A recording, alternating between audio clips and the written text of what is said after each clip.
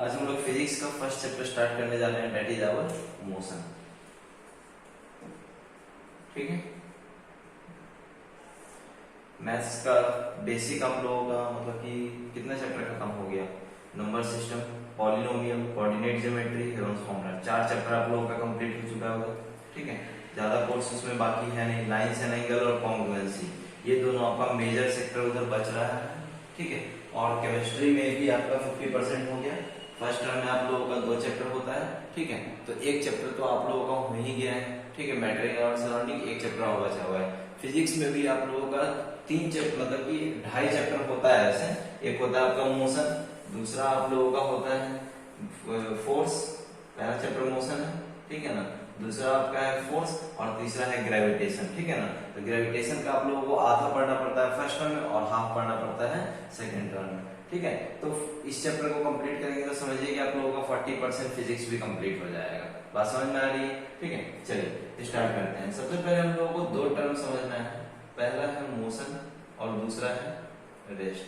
जब आप लोग 7-8 क्लास में पढ़े होंगे मोशन चैप्टर, तो वहां पे भी आप लोगों को मोशन और रेस्ट का डेफिनेशन बताया गया होगा। ठीक है ना, मोशन का मतलब क्या होता है कि जब एक ऑब्जेक्ट अपने पोजीशन को चेंज करता है विथ रिस्पेक्ट टू टाइम। ठीक है, जैसे मान लीजिए कि एक व्हीकल है, कार है। ठीक है, वो कुछ समय के मतलब कि विथ रिस्पेक्ट टू टाइम वो अपने पोजीशन को चेंज किया, एक जगह से दूसरी जगह गया। तो इसका मतलब क्या है कि वो अपने मतलब कि जो अपना ओरिजिनल पोजीशन था उसको चेंज करके कुछ समय में वो दूसरी जगह पे आ गए। It means the object is in motion. ठीक है, वही रेस्ट का मतलब होता है कि एक ऑब्जेक्ट अपने पोजीशन को चेंज नहीं करता हो। ठीक है ना, लेकिन टाइम इंटरवल तो लग ही रहा हो। जैसे नॉर्मल एग्जांपल की बात करें कि मैं चल रहा हूं, ठीक है ना, तो जब मैं मूव किया, ठीक है, तो मैंने अपने पोजीशन को चेंज किया कि नहीं किया? ठीक है, जब मैं मूव कर रहा हूं तो मैं अपने पोजीशन को भी चेंज कर रहा हूं। एक जगह से दूसरी जगह मूव कर रहे हैं तो पोजीशन को चेंज कर रहे हैं। क्या वहां पे टाइम लग रहा है कि नहीं लग रहा है? लग रहा है। मतलब कि जब आपका पोजीशन चेंज होता है with respect to time, the object is said to be in motion. तो मुझे क्या कहा जाएगा कि मैं मोशन में।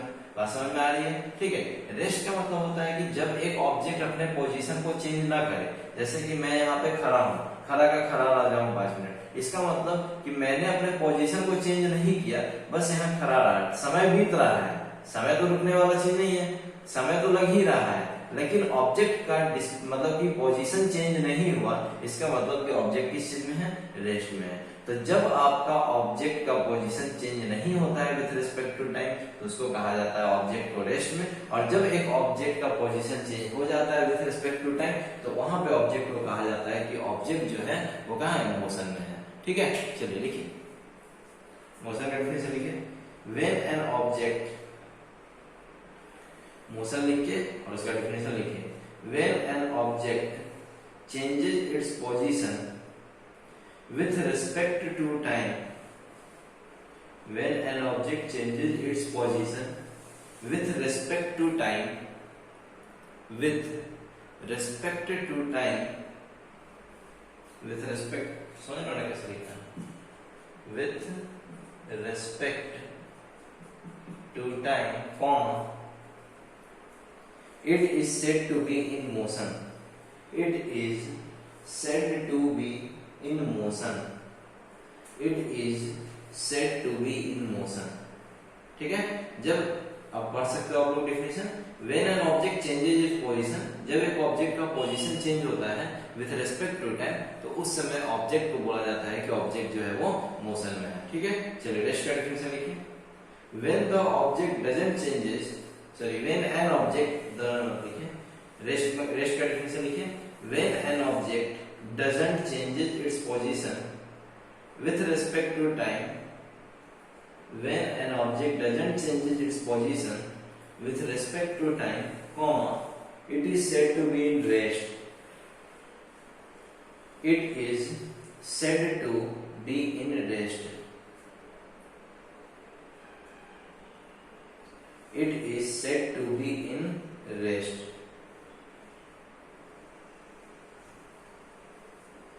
ठीक है, चलो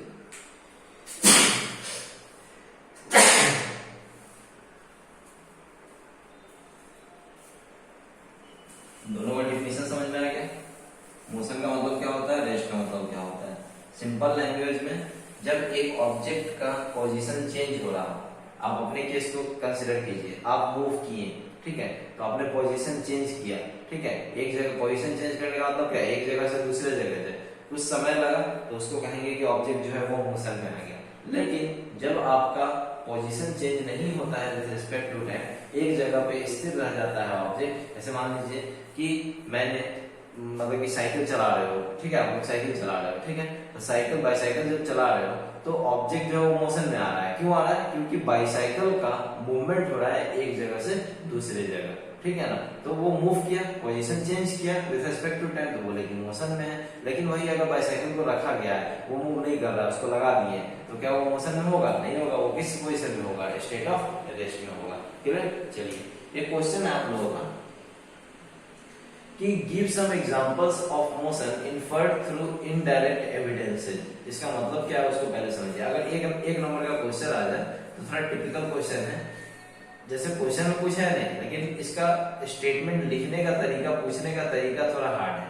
क्वेश्चन इस तरह से होगा, give an example where motion is inferred through indirect evidence. इसका मतलब क्या होगा, तो ऐसा एग्जांपल देना है जहां, जैसे मैंने अभी एग्जांपल देखा बाईसाइकिल का, अपने पोजीशन का, ठीक है, कार का, ट्रेन का, ये सब जो एग्जांपल है वो दिख रहा है, हाँ यहाँ पे हो रहा है, लेकिन क्वेश्चन पूछा गया है कि आप लोग एग्जांपल, वैसा एग्जांपल मोशन का दीजिए जहां पे मोशन जो है वो इनडायरेक्ट एविडेंस से देखा जाए। इनडायरेक्ट मतलब इनडायरेक्टली मुझे पता चले, दिख नहीं रहा है लेकिन वहां पे हो रहा है, ठीक है।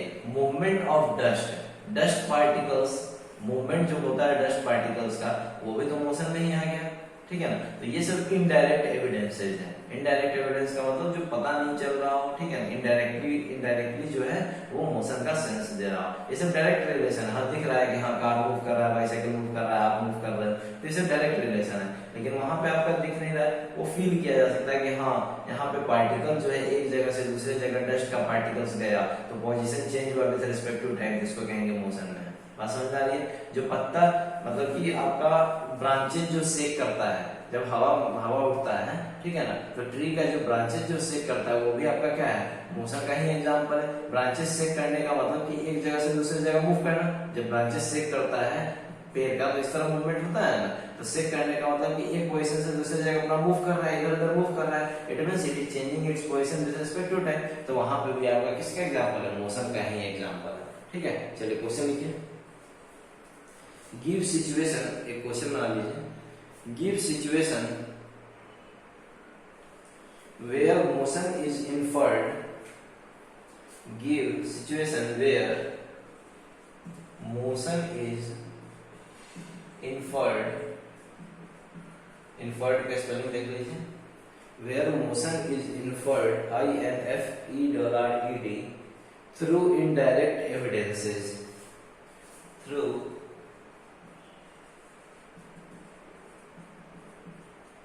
इनडायरेक्ट एविडेंसेस, ठीक है। चलिए आंसर लिखिए, movement of dust, comma, movement of leaves, movement of dust, comma, movement of leaves, पत्ता, LEAVES, movement of dust, comma, movement of leaves, comma, movement of branches of tree, movement of branches of tree, ठीक है, movement of leaves, ठीक है, movement of dust तो लिख ही लिए होगे, movement of leaves, movements of branches of tree, ठीक है। चलिए अब आइए नेक्स्ट चीज में, मोशन का हमारे जिंदगी में एक और बड़ा रोल है, ठीक है, कि जो भी आपका सीजन चेंज होता है, ठीक है, जैसे हम जान रहे हैं कि हमारे कंट्री में चाहे कहीं भी आपका बेसिकली आपका सीजन्स होता है, ठीक है, कहीं आपका लेट से होता है, कहीं जल्दी होता है, कोई मतलब कि टाइम ऑल्टर कर सकता है, लेकिन सीजन तो होता ही है, ठीक है। सीजन कहने का मतलब आपका summer season, winter season, rainy season, ठीक है, ये हो गया। सनराइज, सनसेट, ठीक है, तीन चीज है, सनराइज, सनसेट, सूर्योदय, सूर्यास्त, ठीक है, दो चीज हो गया, सनराइज, सनसेट, और तीसरा चेंजिंग ऑफ सीजन, सीजन जो चेंज होता है। ये जो होता है ये आपका अर्थ के मोशन के कारण होता है। अगर अर्थ में मोशन ना हो ना तो वहां पे ये तीन चीज पॉसिबल ही नहीं है, मतलब लाइफ एकदम थम सा जाएगा। तो कहने का मतलब है कि हमारी जिंदगी में मोशन का बहुत बड़ा योगदान कहाँ पे है, आपका सीजन चेंज में है, सनराइज में है, सनसेट में है। ये जो आपका हो रहा है फेनोमेना, ये किसके कारण हो रहा है, मोशन ऑफ द अर्थ के कारण हो रहा है। बात समझ में आ रही है? चलिए एक और क्वेश्चन बना लीजिए। What causes sunrise comma sunset, what causes sunrise comma sunset and changing of seasons? Question mark. What causes sunrise, sunset and changing of seasons? Answer लिखिए, क्वेश्चन मार्क दे दीजिए, उसके बाद आंसर लिखिए। It is due to motion of earth. It is due to motion of earth. It is due to motion of earth.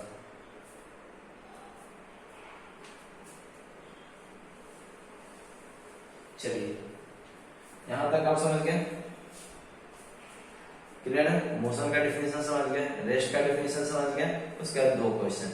Motion का definition कि एक object अपने position को चेंज करता है विद रिस्पेक्ट टू टाइम, तो object को कहा जाता है मोशन में है। जब एक ऑब्जेक्ट अपने पोजीशन को चेंज नहीं करता है विद रिस्पेक्ट टू टाइम, तो वहां पे ऑब्जेक्ट को बोला जाता है कि ये मोशन में नहीं है बल्कि ये रेस्ट में है।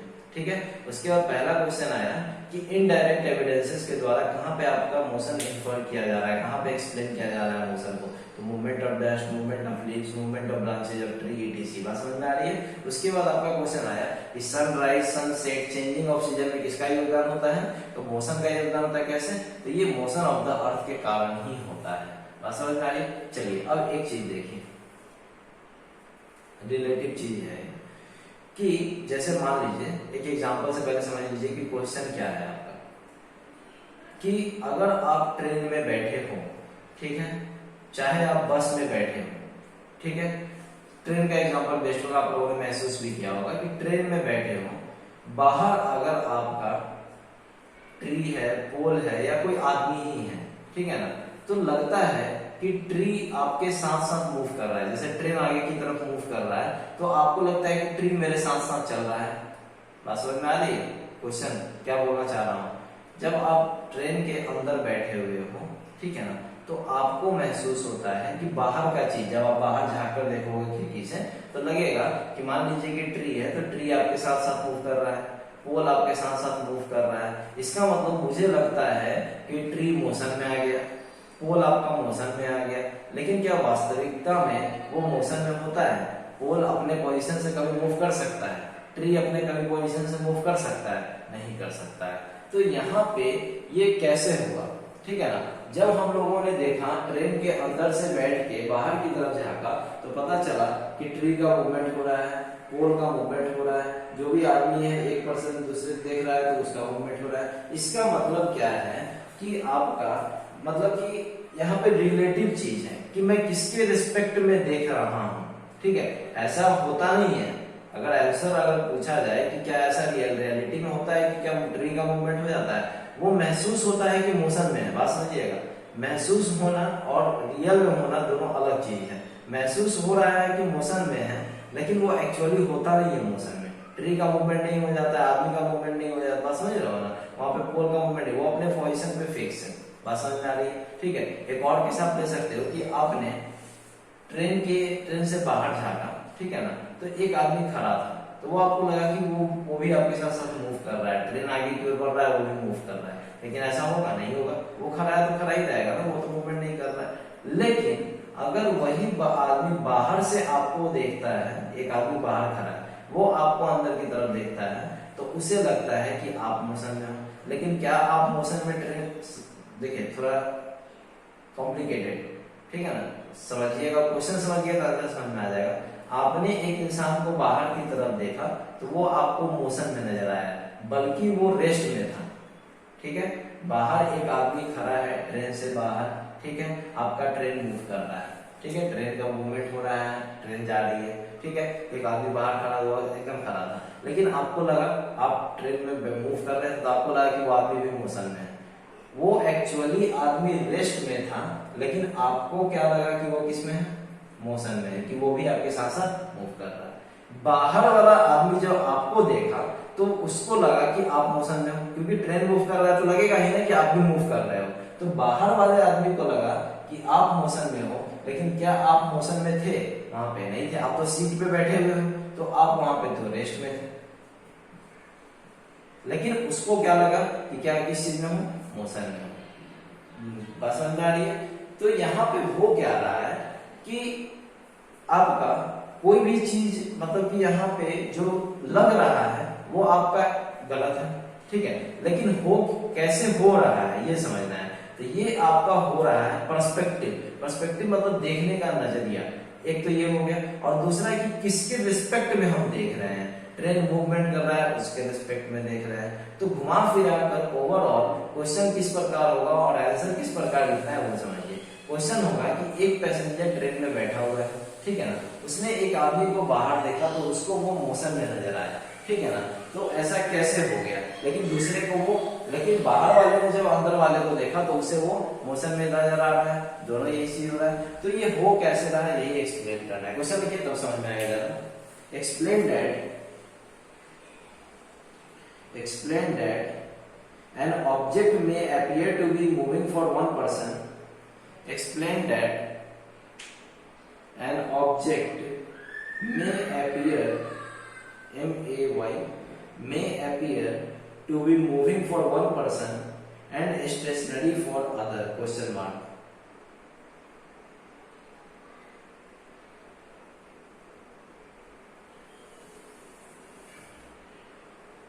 ठीक है, क्वेश्चन आप समझ गए होंगे।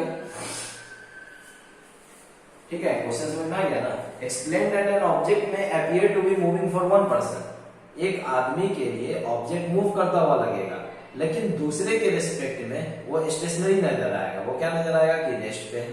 बात समझ में आ रही है? ठीक है ना। तो इसी को आप लोगों को क्या करना है, एक्सप्लेन करना है। चलिए आंसर लिखिए। फॉर अ पैसेंजर, कॉमा मत दीजिएगा, for a passenger moving in the train, comma, train के बाद कॉमा देना है। For a passenger moving in the train, comma, the road side tree appears to be moving. For a passenger moving in the train, comma, the roadside tree appears to be moving backward. For a passenger moving in the train, comma, the roadside tree appears to be moving backward. Full stop. Paragraph change कीजिए। A person standing on the road side. A person standing on the road side. Road side साथ नहीं लिखना, road side, सड़क के किनारे, ठीक है ना। Road side, a person standing on the road side perceives, perceive का मतलब देखने में उसे महसूस हुआ, perceives, PERCEIVES, perceives the train along with the person, the train along with the person as moving, along with the person as moving, MOVING, ठीक है। चलिए, ऊपर का जो 3 क्वेश्चन था वो आपके लिए इंपॉर्टेंट है। रेस्ट और मोशन का डिफरेंस आ सकता है एग्जाम में, वो 1 नंबर के क्वेश्चन में आ सकता है कि सीजन के चेंज होने में सनसेट सनराइज में किसका हाथ होता है, तो मोशन ऑफ द अर्थ का हाथ होता है। इनडायरेक्ट एविडेंस बताइए तो motion of movement of dust, movement of dust हो गया, मूवमेंट ऑफ ब्रांचेस हो गया, मूवमेंट ऑफ लीव्स हो गया, ये सब एग्जांपल हो गया। ठीक है, ये उतना इंपॉर्टेंट क्वेश्चन नहीं है। इसमें सिंपल क्या है कि एक आदमी के रिस्पेक्ट में दूसरा ऑब्जेक्ट आपका मोशन में नजर आ सकता है या रेस्ट में भी नजर आ सकता है, वो देखने पे डिपेंड करता है कि आप किसके रिस्पेक्ट में देख रहे हो। सिंपल लैंग्वेज में यही है, ठीक है ना। तो जिसके रिस्पेक्ट में देख रहे हो वो आपको वैसा नजर आएगा। क्लियर? चलिए अब आ जाइए मेन मुद्दा पे। चैप्टर आपका स्टार्ट यहां से होता है। हेडिंग डाल दीजिए रेफरेंस पॉइंट। रेफरेंस पॉइंट या रेफरेंस पॉइंट लिख के एरो दे दीजिए, रेफरेंस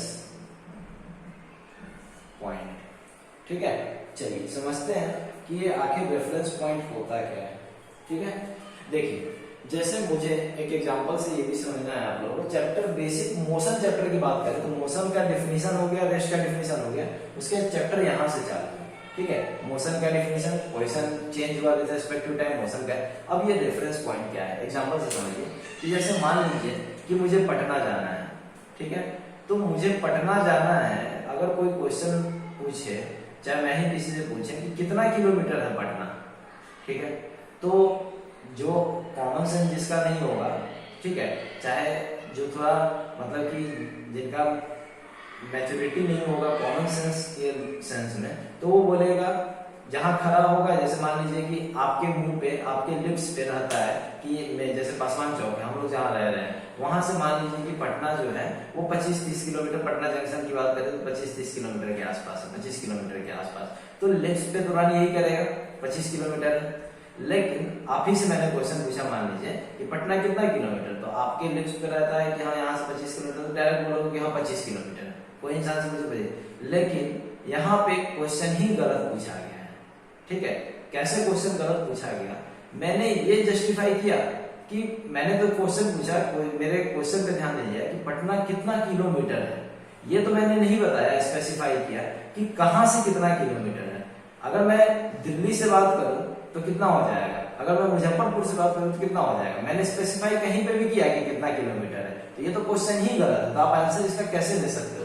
तो यही आपका कॉमन सेंस है। यहाँ पे जब तक आप स्पेसिफाई नहीं कीजिएगा तो आप कैसे डिफाइन कीजिएगा मोशन को, अगर स्पेसिफाई कीजिएगा तब तो डिफाइन कर पाइएगा ना। स्पेसिफाई हुआ ही नहीं कि कहां से कहां जाना है और आप बता रहे हो कि इतना किलोमीटर है, तो वो आपकी मूर्खता है, वो आपका कॉमन सेंस जो है वो गलत है, ठीक है ना। वो आपने बता दिया ऐसे ही अनुमान पे, मतलब कि जो बेतुका सा जवाब दे दिया कितना किलोमीटर, क्वेश्चन कंप्लीट भी नहीं था और आपने कंप्लीट आंसर कर दिया, ठीक है, तो यहाँ पे गलत। तो कहने का मतलब क्या है, ओवरऑल व्यू मैं ये देना चाहता हूँ कि आपसे जब भी कहीं के बारे में मोशन डिस्क्राइब करना हो, ठीक है, यहाँ से कहीं भी जाना हो, किसी चीज को डिस्क्राइब करना हो, तो आपको एक रेफरेंस पॉइंट की जरूरत है। रेफरेंस पॉइंट का मतलब ओरिजिन। अगर मान लीजिए कि मुझे पूछना होता कि पटना कितना किलोमीटर है, मतलब पासवान चौक से या चाणक्य कॉलोनी से, तब आप बोलते हैं 25 किलोमीटर, तब वहां पे सेंस देता है कि हाँ आपका आंसर जो है वो सही है। लेकिन ये कोई सेंस ही नहीं देता है कि,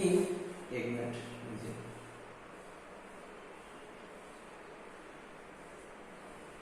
चलिए देखिए, तो वो सेंस दे रहा है, लेकिन यहाँ पे कोई सेंस ही नहीं था जब मैंने बोला कि कितना किलोमीटर है, क्योंकि वहां पे कोई रेफरेंस पॉइंट था ही नहीं। यहाँ पे आपका रेफरेंस पॉइंट क्या हो गया, आपका पासवान चौक हो गया या चाणक्य कॉलोनी हो गया, बात समझ में आ रही है, ठीक है। तो रेफरेंस पॉइंट का मतलब होता है कि जिस एक ऐसा पॉइंट जो कि मोशन को डिस्क्राइब करे।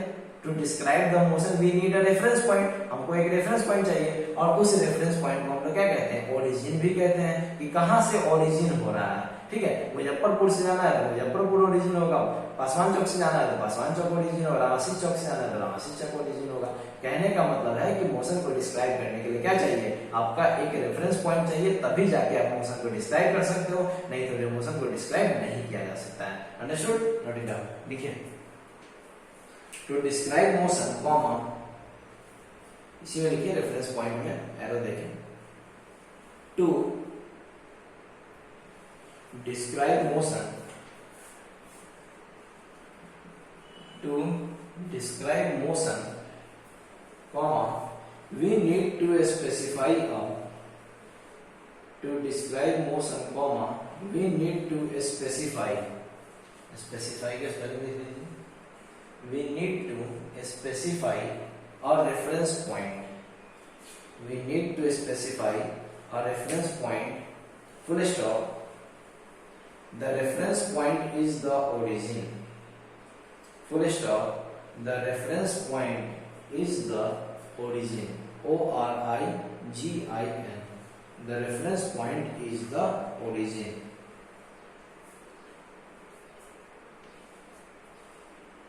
ठीक है। चलिए, बात समझ में आ गई यहां तक, ठीक है। रेफरेंस पॉइंट, अगर रेफरेंस पॉइंट से रिलेटेड क्वेश्चन होगा, पहला क्वेश्चन मोशन से रिलेटेड, मोशन रेस्ट में डिफरेंस, एक नंबर। अगर रेफरेंस पॉइंट से अगर आपका क्वेश्चन होगा तो क्वेश्चन इस प्रकार होगा, व्हाट इज रेफरेंस पॉइंट, या क्वेश्चन हो सकता है how can we describe motion, ठीक है, कि हम लोग मोशन को कैसे डिस्क्राइब करें। तो हम लोग मोशन को डिस्क्राइब करते हैं यूजिंग अ रेफरेंस पॉइंट। यही दो क्वेश्चन हो सकता है। एक हो सकता है what is reference point. Reference point का डेफिनेशन लिखेंगे, to describe motion we need a reference point and this reference point is the origin. और वो रेफरेंस पॉइंट क्या है आपका, ओरिजिन क्या रहता है, स्टार्टिंग पॉइंट क्या रहता है, ठीक है। और दूसरा क्वेश्चन हो सकता था how can we describe motion, तो we can describe motion using the reference point, जो कि हमारा क्या होता है, ओरिजिन होता है, ठीक है। चलिए अगला हेडिंग डाल लीजिए, डिस्टेंस एंड डिस्प्लेसमेंट।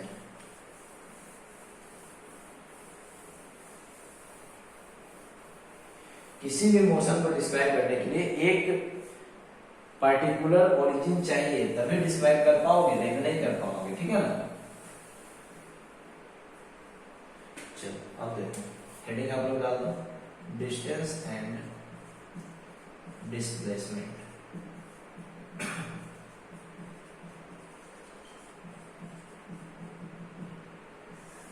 ठीक है, सबसे पहले समझते हैं कि डिस्टेंस क्या होता है। यहाँ पे भी एक एग्जांपल देखिए, 0 से लेके 7।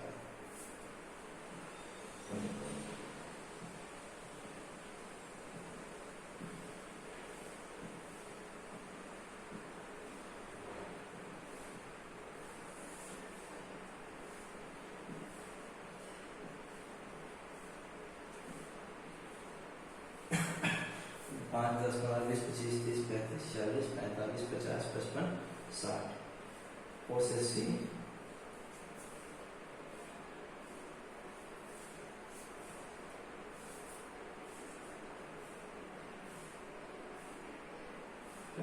पे भी है और सी है 25। चलिए समझते हैं इस एग्जाम्पल, जो मैंने बोर्ड पे लिखा उसको समझिए। अगर ये समझ गए तो आप लोगों को डिस्टेंस समझने में कोई दिक्कत नहीं होगा, चाहे डिस्टेंस हो चाहे डिस्प्लेसमेंट हो, ठीक है, कोई सब दिक्कत नहीं होगा। देखिए सिचुएशन क्या है, पहले उसे देखते हैं। डिफिनीशन तो बात की चीज है कि डिफिनीशन क्या होता है डिस्टेंस का, पहले समझते हैं कि सिनेरियो क्या है। आपका ये दे रखा है, मतलब कि एक ओरिजिन दे दिया। मैंने आप लोगों को बोला है कि किसी भी मोशन को डिस्क्राइब करने के लिए क्या चाहिए, ओरिजिन चाहिए। तो इस पॉइंट को मैंने ओ मान लिया, ठीक है।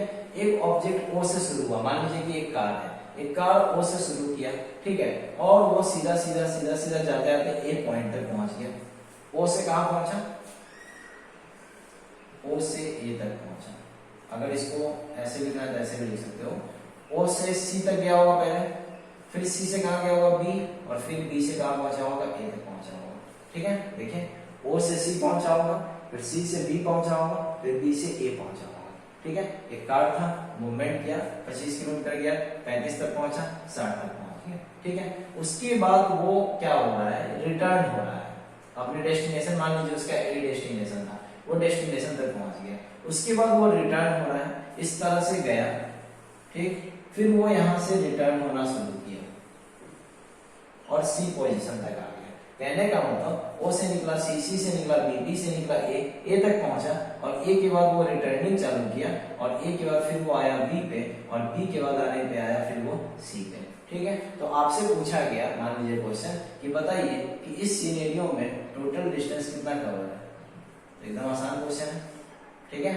पहले ऑब्जेक्ट ओ से सी गया, सी से बी गया, बी से ए गया, फिर रिटर्न हुआ बी तक, फिर रिटर्न हुआ सी तक, ठीक है ना। तो बताइए कि इसमें टोटल डिस्टेंस कवर्ड जो है वो कितना डिस्टेंस टोटल कवर किया गया। तो जाहिर सी बात है कि पहले हम लोग ओ से ए तक निकाल लेते हैं, ओ से लेके ए तक निकाल लेते हैं। तो ओ से ए तक आपका 60 किलोमीटर था, मान लीजिए सब किलोमीटर में है, जैसे किसी में है किलोमीटर में। तो टोटल ओ से लेके ए तक कितना किलोमीटर था, 60 किलोमीटर था। तो ओ से ए तक 60 हो गया। फिर ए से बी जाने में, अब देखिए क्या करेंगे, अब ए से सी तक पहुंचना है। ए से बी अगर क्वेश्चन होता तो ए से बी तक निकाल लेते, ए से सी है तो ए से सी तक निकाल लिए। अब देखिए कि इसको कैसे हम लोग सॉल्व करेंगे। हम लोग देख रहे हैं कि 5-5 यूनिट का डिफरेंस है। तो 5, 10, 15, 20, 25, 30, 35। तो यहाँ पे आप लोगों का कितना किलोमीटर और रिटर्न आया, 35 किलोमीटर। सीधा सीधी गया 60, 0 से लेकर काटा 60 तक चला गया किलोमीटर, और रिटर्न कितना होगा, तो डिफरेंस 5-5 यूनिट का है। तो इस पोजीशन से लेके और मुझे सी तक आना है। तो देखिए कि कितना हुआ, 5, 10, 15, 20, 25, 30, 35। तो 35 किलोमीटर, दोनों को ऐड कर दीजिए। तो 60 + 35 कितना हो जाएगा, 95 किलोमीटर। तो टोटल डिस्टेंस कवर्ड जो है वो कितना किलोमीटर है, 95 किलोमीटर है। बात समझ में आ रही है डिस्टेंस क्या होता है, क्लियर। चलिए अब देखिए, ठीक है, आप लोगों का हेडिंग था डिस्टेंस एंड डिस्प्लेसमेंट, जो कट गया उसे आप लोग लिख लीजिए अच्छे से, ठीक है, डिस्टेंस एंड डिस्प्लेसमेंट। ठीक, चलिए देखिए, ये तो हो गया कि टोटल डिस्टेंस मुझे पता चल गया, ठीक है। अभी मैं डिस्प्लेसमेंट के बारे में बात नहीं कर रहा हूँ, अभी डिस्टेंस के बारे में बात कर रहा हूँ, ठीक है। तो एक एग्जांपल से समझ में आ गया कि डिस्टेंस कैसे निकलता है, ठीक है। एक एग्जांपल समझ में आ गया कि डिस्टेंस को कैसे समझा जाए। अब है कि एक्चुअल डेफिनेशन डिस्टेंस का क्या होता है। तो एक्चुअल डिस्टेंस का फॉर्म मतलब कि जो आपका डेफिनेशन जो होता है ये होता है total path length covered by an object, कि जितना भी पाथ लेंथ एक ऑब्जेक्ट कवर करता है वही क्या कहलाता है, डिस्टेंस कहलाता है, ठीक है। और डिस्टेंस का सिर्फ न्यूमेरिकल वैल्यू होता है, इसका कोई डायरेक्शन नहीं होता है। जब आप लोग 9th क्लास में आ गए हो तो दो क्वांटिटी इंट्रोड्यूस किया जाएगा, that is vector quantity and scalar quantity, जो एनसीईआरटी 10th क्लास तक यूज करता नहीं है, मैं भी यूज नहीं करने वाला हूँ। बात समझ में आ रही है। वेक्टर क्वांटिटी, स्केलर क्वांटिटी आप लोग स्कूल में पढ़ोगे, ये सब टर्म बहुत बार यूज हुआ, कंफ्यूज होने की जरूरत नहीं है। एनसीईआरटी ये सब वर्ड यूज नहीं करता है। एनसीईआरटी क्या यूज करता है, एनसीईआरटी बोलता है कि अगर आपका न्यूमेरिकल वैल्यू है तो लिखिए कि डिस्टेंस के पास सिर्फ न्यूमेरिकल वैल्यू है, इसके पास कोई डायरेक्शन। दो चीज होता है, एक होता है आपका न्यूमेरिकल वैल्यू, न्यूमेरिकल वैल्यू कहने का मतलब मैग्नीट्यूड, समझिएगा, न्यूमेरिकल वैल्यू कहने का मतलब मैग्नीट्यूड, और दूसरा होता है डायरेक्शन, ठीक है। तो डिस्टेंस की बात की जाए, ठीक है, तो डिस्टेंस का न्यूमेरिकल वैल्यू तो है, जैसे यहाँ पे 95 किलोमीटर, तो इसका मैग्नीट्यूड तो मुझे पता चल गया कि डिस्टेंस यहाँ पे इस क्वेश्चन में डिस्टेंस का मैग्नीट्यूड कितना है, न्यूमेरिकल वैल्यू कितना है, 95 किलोमीटर। लेकिन इस क्वेश्चन में मैंने कहीं स्पेसिफाई किया डायरेक्शन। कहने का मतलब कि मान लीजिए कि आपको हम बासवान चौक पे भेजें चाणक्य कॉलोनी से, तो मान लीजिए लगभग 1 किलोमीटर के करीब है, ठीक है, ऐसे 600-700 मीटर होगा, मान लीजिए कि 1 किलोमीटर के करीब है। तो अगर आपसे पूछे कि यहाँ से पासवान चौक गए तो कितना किलोमीटर है, क्या क्या डिस्टेंस कवर किए, तो तुम बोलोगे 1 किलोमीटर कवर किए, इतना किलोमीटर कवर किए। कभी ये बोलते हो कि 1 किलोमीटर कवर किए, पहले ईस्ट डायरेक्शन में गए, फिर वेस्ट डायरेक्शन में गए, फिर नॉर्थ डायरेक्शन में गए, फिर साउथ डायरेक्शन में, फिर ईस्ट, कभी ऐसा बोला जाता है? डायरेक्ट बोला जाता है कि इतना किलोमीटर हम गए। ये तो नहीं बोलते हैं डायरेक्शन लगा के कि पहले हम घर से निकले तो राइट लिए, लेफ्ट लिए, ईस्ट गए, वेस्ट गए, नॉर्थ गए, साउथ गए, वैसा तो नहीं बोला जाता है। इट मींस कि डिस्टेंस के पास कोई डायरेक्शन नहीं होता है, डिस्टेंस के पास सिर्फ क्या होता है, मैग्नीट्यूड होता है। इसलिए आपका मतलब एक नोट बन गया, एक तो डिफिनेशन हो ही गया कि distance total path length covered by an object is known as distance, और दूसरा पॉइंट बन गया कि डिस्टेंस के पास सिर्फ न्यूमेरिकल वैल्यू होता है, उसके पास मैग्नेटिक डायरेक्शन नहीं होता है, मैग्नीट्यूड होता है लेकिन डायरेक्शन नहीं होता है। और वही जब आप लोग अदर साइड बुक से ये पढ़ोगे तो वहां पे जब मैग्नीट्यूड और ये सब देख रहे हो, वहां पे मैग्नीट्यूड का मतलब, ये डायरेक्शन का मतलब, वो आप लोगों को वेक्टर और स्केलर क्वांटिटी में, मतलब जहाँ पे दोनों रहेगा उसको बोलेंगे वेक्टर क्वांटिटी, और जहाँ पे एक रहेगा मैग्नीट्यूड रहेगा वहां पे स्केलर क्वांटिटी। तो कहने का मतलब डिस्टेंस कैसा क्वांटिटी हो गया, स्केलर, तो हम लोगों को पढ़ना नहीं है, ठीक है ना, वो वर्ड इंट्रोड्यूस करने की कोई जरूरत नहीं है। चलिए लिखिए डिस्टेंस का डिफिनेशन लिखिए। पहला पॉइंट लिखिए, the total path length covered by the object, the total path length covered by the object is called the distance.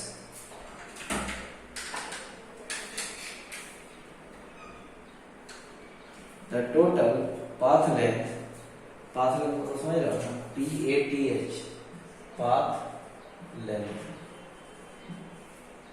The total path length covered by the object is called the distance. The total path length covered by the object is called the distance. Full stop. Second point लिखिए, ठीक है। पहला point definition हो गया, total path length covered by the object को क्या कहते हैं, डिस्टेंस कहते हैं। सेकंड पॉइंट लिखिए, to describe distance, to describe distance, we need to specify only the numerical value. To describe distance we need to specify only the numerical value. We need to specify only the numerical value and not the direction of motion, and not the direction of motion, full stop, and not the direction of motion. आप लोग इस diagram को उतार लीजिए, and not the direction of motion, उसी के नीचे कुछ लिखने की जरूरत नहीं है, बस जैसे उतारा हुआ है वैसे आप लोग उतार लो।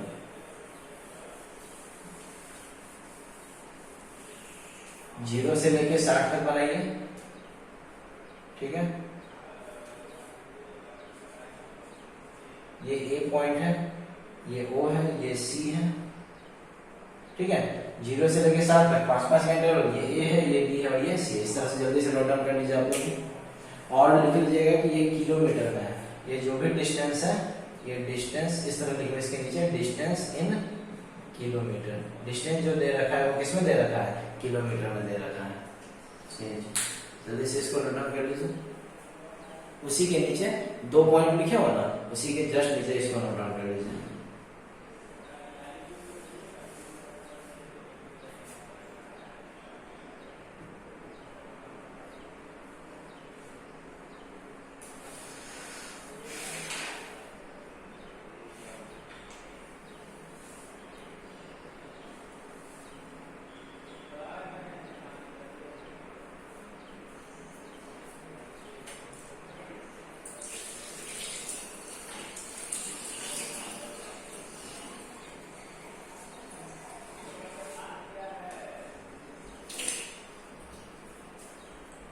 चलिए लिखिए, इसके नीचे ये जो आप लोग नोट डाउन किए हो उसके नीचे लिखना है हेयर, इसी के जस्ट नीचे लिखना चालू कर देना। डिस्टेंस इन किलोमीटर ये से हो गया, इस तरह से स्टार बना के। हेयर रेफरेंस पॉइंट इज, बताइए यहाँ पे रेफरेंस पॉइंट क्या हो सकता है, दिमाग में सोचिए कि रेफरेंस पॉइंट क्या है यहाँ पे। हेयर, क्योंकि मैं जानता हूँ कि मोशन को डिस्क्राइब करने के लिए रेफरेंस पॉइंट चाहिए। Here reference point is, reference point का मतलब ओरिजिन, और ओरिजिन यहाँ पे क्या है, ओ, ठीक है। तो here reference point is O full stop, let A comma B comma C represent the position, उसी में आगे बढ़ाइए। Here reference point is O full stop, let A comma B comma C, capital लिखिएगा जो बोर्ड पे है, A comma B comma C represent the position of object, represent the position of object at different interval या instant, represent the position of object at different instant। instant क्या spelling देख लीजिए, ठीक है। represent the position of object at different instant, ठीक है। चलिए उसके बाद उसके नीचे लिखिए, ये हो गया ना। Here reference point is O full stop, let A comma B comma C be the different, A comma B comma C be the position of object at different instant. उसके बाद आप लोग लिखेंगे उसके नीचे इस तरह से, ओ से सी गया, सी से बी गया, बी से ए गया, फिर ए से रिटर्न हुआ बी की तरफ, फिर बी से सी गया। मतलब कि ओवरऑल ये स्ट्रक्चर फॉलो किया गया, ओ से सी, सी से बी, बी से ए से फिर बी आया, बी से फिर सी गया। उसके नीचे इसको उतार लीजिए।